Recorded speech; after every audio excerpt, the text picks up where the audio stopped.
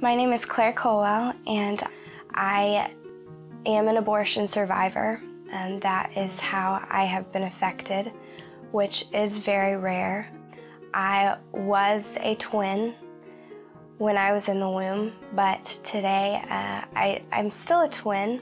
My twin just isn't here. I am here to be able to be a voice and a face for the unborn. And that is all by God's grace. I will speak in honor of you. At the age of 20, I decided that I was going to make the phone call to my adoption agency and start a search to hopefully meet my birth mother. I received a phone call from her a month later, and I visited. I had a card for her, and on the card, what I wrote was, "Thank you for choosing life for me. That's the greatest gift I've ever received." And as she opened this card, what were very, very happy tears began to turn into very sad tears as well. And she grabbed my hand and she took me into a back room, and she began telling me about her life. What she told me was she grew up in a family where her parents were divorced. She lived with her mother, and her mother worked multiple jobs, which left my birth mother making very adult decisions for herself. As she sought outside for love, for fulfillment, like many of us do, she found herself pregnant at 13 years old. Her mother said that there was only one thing to do.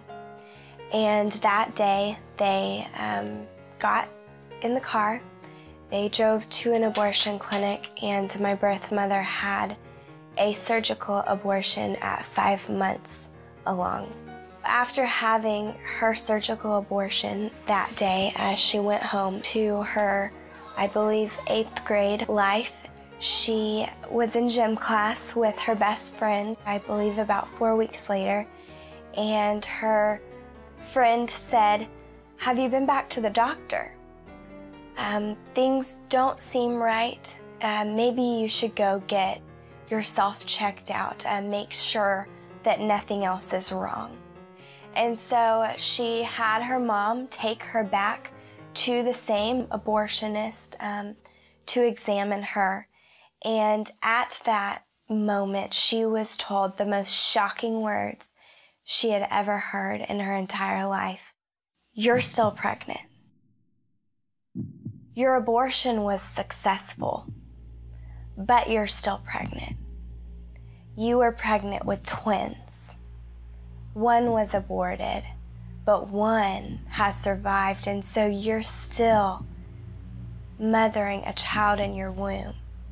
She was told that her amniotic fluid, which is in the sac and which is what holds the baby together and gives the baby nutrients, had been broken. My birth mother delivered a little baby girl 2 weeks later, and that was me.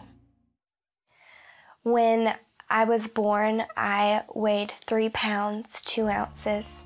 My hips were dislocated and my feet were turned in as club feet. I had to stay in the hospital for 2.5 months. I was on life support. When I was released, I had casts on my feet to correct my club feet, and I had a harness on my hips to hopefully put my hips back into place. And through the next couple years, I went through multiple casts, even body casts, to kind of form my body back together, although it sounds like a horror story, and many have said, "Well, aren't you angry? Aren't you upset?" And I say no, because my birth mother is probably my biggest hero. because she didn't have to tell me. And through her courage and through her strength and her selflessness, people's lives are being changed. Abortion doesn't just affect one person, it's a domino effect.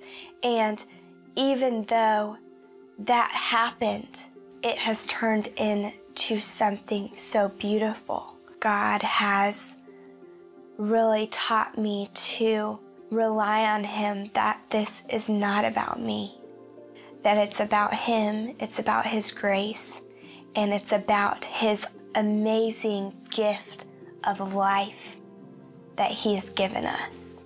Even though life looks like a given, because we all have it, it's a gift.